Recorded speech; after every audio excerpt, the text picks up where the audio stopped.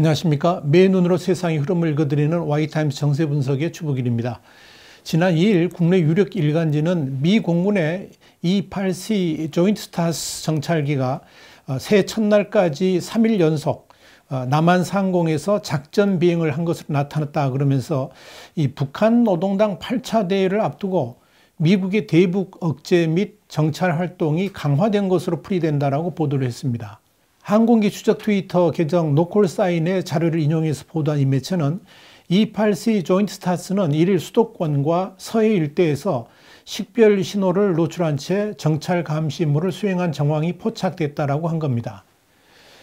이 매체는 4일자에서도 미국 정찰기들이 새해부터 인천과 수도권 상공에서 잇따라 포착됐다 그러면서 북한의 8차 당대회와 열병식 등을 앞두고 북한군 동향을 감시하기 위한 비행으로 관측된다라고 보도를 했습니다. 이 보도가 나간 후에 유명한 군사 전문가인 아침한개 블로거 등이 2일과 4일의 이 분석의 정확성에 대해서 강력한 의문을 제기했습니다. 지금 북한의 8차 당대회라는 상황하고 억지로 미군 정찰기의 동태를 엮어가지고 기사를 쓴 것이라는 겁니다. 사실 북한을 정찰한 게 아니고 미국 정찰기가 북한보다는 남한 내의 군사시설을 정찰한 흔적이 훨씬 강하게 나타난다고 주장을 한 겁니다. 과연 그럴까요?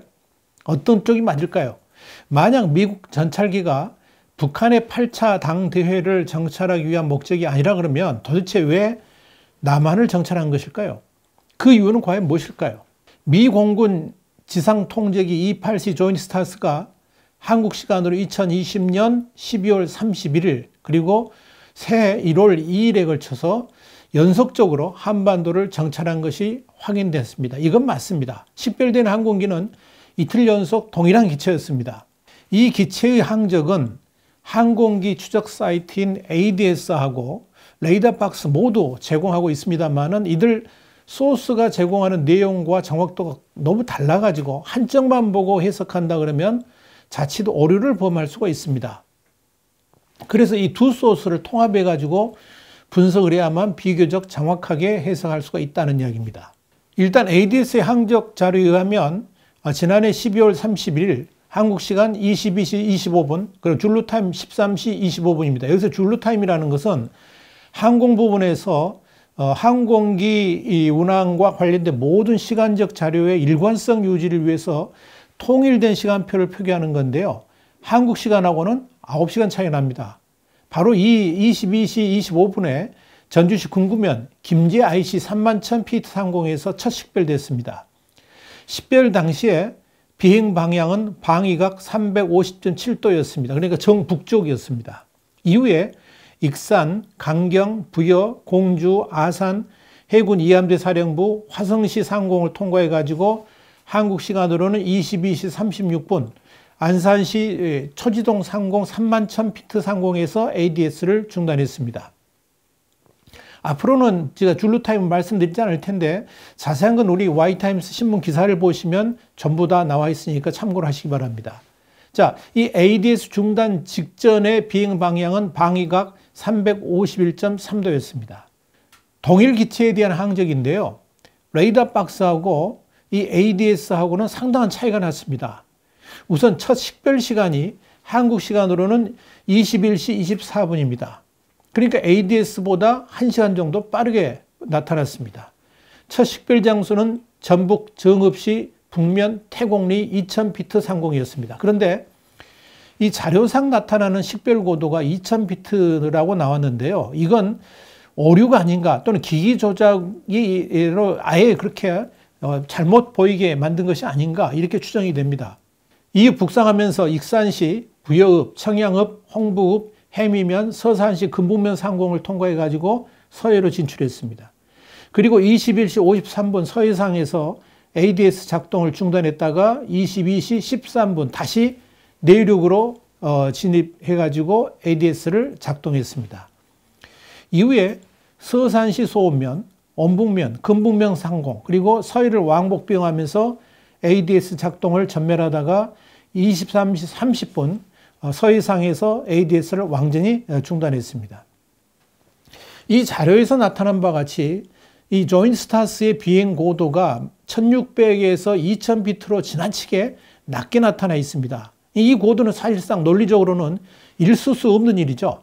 이제 그런 측면에서 이게 오류인지 의도적 조작인지는 불분명합니다. 그러나 분명한 것은 이 ADS하고 레이더 박스 어느 한쪽 자료만 보고 미국 정찰기의 비행 목적을 판단한다 그러면 상당한 실수를 범할 가능성이 높다는 겁니다.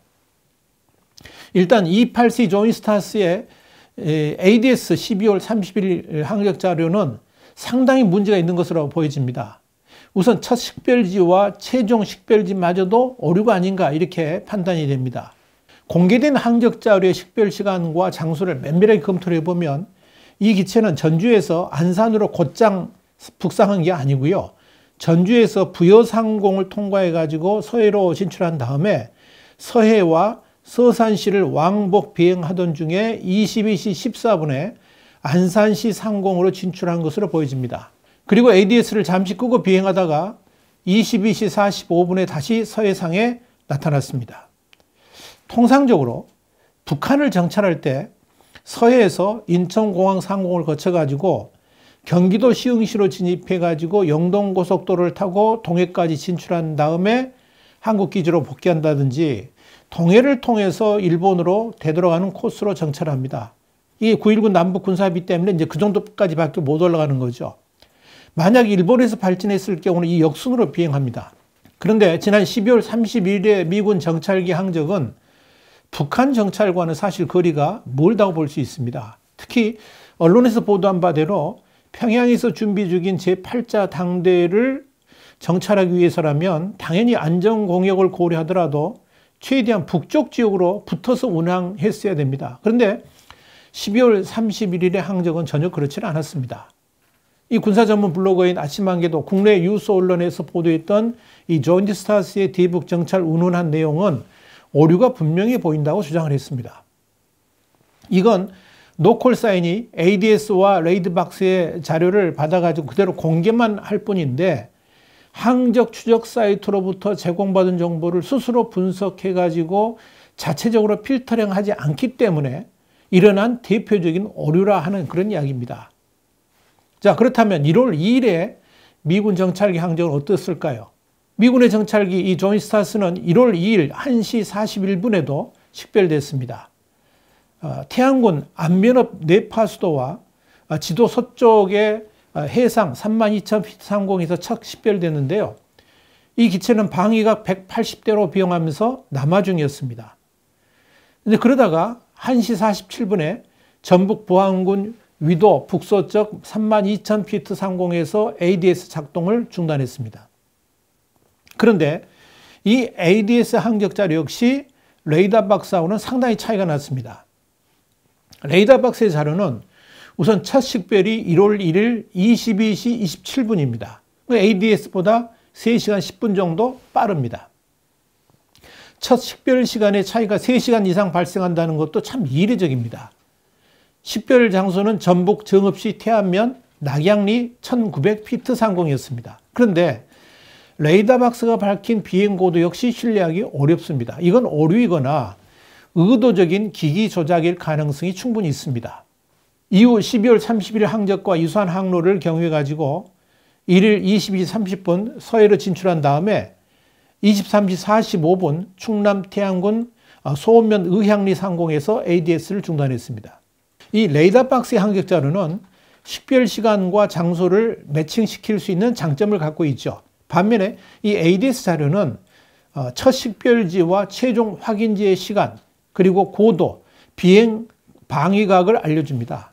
그런데 이 두 자료로는 민간 부분에서 운영하는 시스템이기 때문에 오류가 빈번하다는 약점이 있습니다.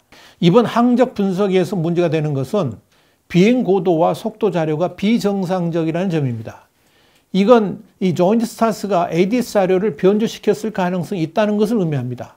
따라서 이 공개된 ADS 자료하고 레이더 박스의 항적 자료를 100% 신뢰하기는 어렵습니다. 그래서 이 ADS하고 레이더 박스의 자료를 통합해서 보면 상당히 근사한 항적, 정확하다고 말할 수 있을 정도의 항적이 발견됩니다. 그러니까 ADS 자료는 조인트 스타스가 한반도 정찰을 마치고 이탈할 때 식별된 것이고, 레이더 박스의 자료는 한반도 진입 때 식별된 것이라는 점입니다. 그래서 이 두 자료를 통합해야만 비교적 구체적인 항적이 확인됩니다. 자, 이걸 토대로 이 조인트 스타스의 2일 항적은 12월 30일 항적에 비해서 논리적으로 이해할 수가 있습니다. 결국 국내 유수 언론이 보도한 것 같이 12월 31일과 1월 2일의 미군 정찰기의 활동이 북한의 노동당 당대회를 앞둔 대북 정찰이라고 보도한 것은 오보에 가깝다고 정리할 수 있을 겁니다. 오히려 미군 정찰기들이 12월 내내 지속해왔던 남한의 군부대를 중심으로 한 정찰이라는 것이 더 확실해 보입니다.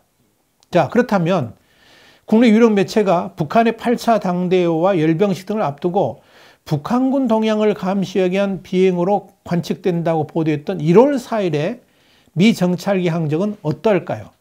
자, 4일에는 지난 연말 연초와는 달리 미 공군이 9대를 운영하면서 신호정보, 그러니까 통신정보하고 전자정보를 모두 포함하는 개념인데요. 이 신호정보를 수집하는 정찰기 리벳 조인트가 한반도를 정찰한 것이 ADS를 통해 확인됐습니다. 그런데 이 기체는 최초와 최종 식별지만 공개를 했고요. 비행시간과 고도를 제공하지 않았습니다. 항적 사이트 중에서 가장 불확실하고 오류가 가장 많은 ADS에서만 식별되었고, 비교적 정확한 항적을 제공하는 이 레이더 박스에서는 공개가 되질 않았습니다. 이건 미 공군이 의도적으로 가장 부정확한 ADS만 작동한 것이 아닌가 이렇게 보여집니다. 근데 1월 4일 10시 51분, 줄루타임으로는 1시 51분인데요. 이 인천 국제공항 남쪽과 무의도 동쪽 해상 3만 피트 상공에서 첫 식별됐는데요. 식별 당시 비행 방향은 방위각 70.2도였고요. 17시 09분 경기도 안양시 수도군단 사령부 상공 3만 25피트에서 ADS의 작동을 중단했습니다. 당시 비행 방향은 69.6도로 한반도를 이탈한 상황이 아니라 한반도 내륙으로 진입하는 중이었다, 이렇게 볼 수가 있습니다. 이 공개된 항적 중에서 동쪽으로 가장 멀리 진출한 곳은 경기도 양평군 양서면 상공이었고요. 서쪽은 서해상의 덕적도 북서쪽 해상이었습니다. 이 양극단 거리는 직선 거리로 한 120km 정도입니다. 이 짧은 축선을 한 6시간 20분가량 왔다 갔다 이런 왕복 비행을 했다는 이야기입니다. 자, 이런 항적을 두고 국내 언론에서는 북한 노동당 대회하고 연관시켜가지고 북한 정찰한 것이다, 이렇게 본 겁니다. 물론 그렇게 볼 수도 있습니다. 그런데 이 리벳 조인트에 탑재된 감청 장비의 탐지 범위가 최대 240km 정도입니다. U2 정찰기의 280km에 비하면 약 40km가 짧습니다. 만약 북한의 동향을 면밀하게 감시하기 위해서라면 이 비행 안전지대에서 최대한 북쪽으로 비행해야지 탐지 감도가 높아질 겁니다.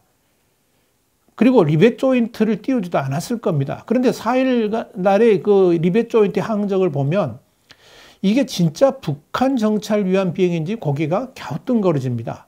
이 리벳 조인트의 항적과 최대 탐지 거리를 위성지도에 표시해 보면 지금 지도에 보이시죠? 이 4일 항적으로 볼 때 최대 탐지 거리가 240km니까 평양 북쪽의 안주시에 겨우 도달합니다. 그리고 탐지 가능 영역은 황해 남북도, 평안 남도, 강원도, 함경남도 일부 지역입니다. 그래서 평안북도, 함경북도, 함경남도의 북부 지역, 자강도, 양강도 이런 북한 지역의 한 55에서 60%가 제외되어 있습니다. 반면에 한국은 제주도를 제외한 전국이 탐지거리 내에 있습니다. 만약 이 평양 시내와 휴전선 일대만 관찰하려 했다 그러면 4일의 항적이 북한 정찰한 명목을 내세울 수도 있겠습니다만은 북한 동향 감시라는 명분을 내세우기에는 뭔가 좀 부족한 점이 발견된다는 겁니다. 리벳 조인트를 띄웠다는 것도 좀 그렇습니다. 자, 이런 의문을 갖게 되는 건 뭐냐면 지난해 12월 초부터 미군의 정찰기 항적이 과거하고는 완전히 다른 양상을 보이기 때문에 그런 겁니다. 과거 한미동맹이 굳건할 때는 한반도의 남쪽을 미군 정찰기가 샅샅이 훑는 그런 일들은 거의 벌어지질 않았습니다. 대체적으로 군산 등지의 기지에서 출격해가지고 서해안으로 진입해가지고 인천공항 인근 그리고 시흥시를 거쳐서 영동고속도로 북단을 통해서 동해로 이렇게 진출한다든지 일본에서 출격했을 때는 그 역순으로 정찰하는 것이 통이었죠. 만약 평양을 중심으로 정찰한다 할지라도 거의 시흥시 상공 이북 지역으로 비행하면서 정찰이 있었습니다. 9.19 합의로 그 이북 비행은 할 수 없기 때문이죠. 지난 12월만 하더라도 6일 한반도 상공에서 돌연 미 공군의 E-3B 센츄리 공중 조기 경보 통제기가 포착됐고요. 미 공군이 운용하는 또 다른 공중 조기 경보 통제기 E-3B 센츄리 한 대가 7일 전남 상공을 선회 비행한 것으로 확인됐습니다. 이 기체는 11일에도 또 식별됐는데 남북으로는 대전시에서 남원시 운봉호까지, 동서로는 충남 논산에서 경남 합천까지 선회 비행을 했습니다. 12월 7일에 이어 11일 한반도 상공에 나타난 조인트 스타스는 광주광역시 인근 상공에서 식별됐습니다.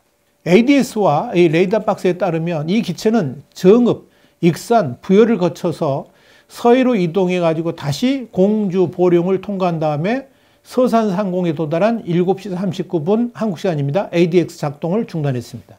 이 외에도 12월 초부터 E-3B, EAC, U2S, P-8AGS 같은 다양한 미군 정찰기들이 유독 전라도 상공을 중심으로 비행하고 있는 것이 나타났습니다. 이렇게 12월 초부터 나타난 미군 정찰기들의 항적 자료를 보면 크게 두 갈래로 나뉩니다.